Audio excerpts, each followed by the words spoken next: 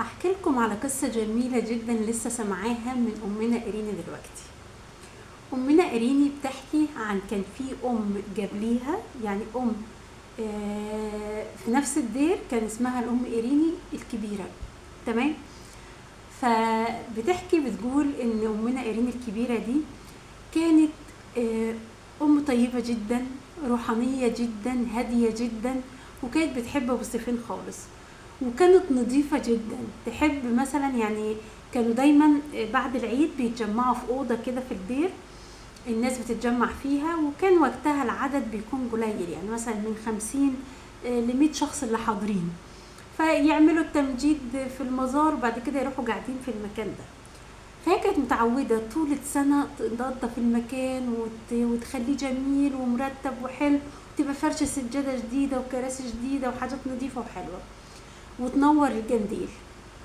تيجي بقى يوم عيد ابو سيفين تعمل حاجة غريبة جدا، تحوش السجادة الجديدة وتحط سجادة قديمة، تحوش الكراسي الكويسة الحلوة الجديدة وتحط كراسي قديمة، وتنور الجنديل.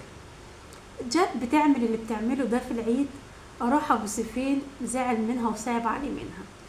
فبعد ما حشت السجادة الجديدة وحشت الكراسي الجديدة وحطت الحاجات القديمة، غسلت الجنديل ونظفته وبتنوره. راح الجنديل وقع عليها، وفي ثانية كانت النار ماسكة في الطرحة بتاعتها، وبرضه في ثانية بعد ما الطرحة بتاعتها ولعت راحت طفيت تاني. بس أمنا الرهبة دي اتخضت جامد جدا. لما عرفت رئيسة الدير صعب عليها وبتعاتب أبو سفين، بالمناسبة كان بيظهر لها كتير جدا، فقعدت بتعاتب أبو سفين، بتقوله بقى كده يا أبو سفين تعمل كده في أمنا إيرين الطيبة الجميلة الهادية، تخضها وتخلي الجنديل بتاعك يولع في الطرحة بتاعتها؟ راح ابو سفين ظهر لها وقال لها انا عملت كده عشان انا صعبان عليا منها وزعلان منها. فبتقول له ليه؟ قال لها باجي انا يوم عيدي تحط لي السجاده القديمه وتحط لي الكراسي القديمه؟ ايه فايده الجنديل اللي بتنوره؟ بس انا زعلان منها. بس فراحت رئيسة الدير راحت بعتت لأمنا إيريني وراحت قالت لها ده حصل كذا كذا، وابو سفين صعبان عليه منك عشان انت بتحط له الحاجات القديمه. فبدأت أمنا إيريني دي كل مرة في عيد أبو سفين تزين المكان بتاعه بأجمل حاجة، تحط سجاد جديد وتحط كراسي جديدة وتفضل تزين في الأيقونة بتاعته وتنور له الجنديل.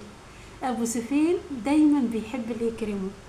وعلقت الأم إيريني بتقول إني أبو سفين شقي جدا، حنين جدا. فدي كانت حتة بس كده من شجاوة أبو سفين.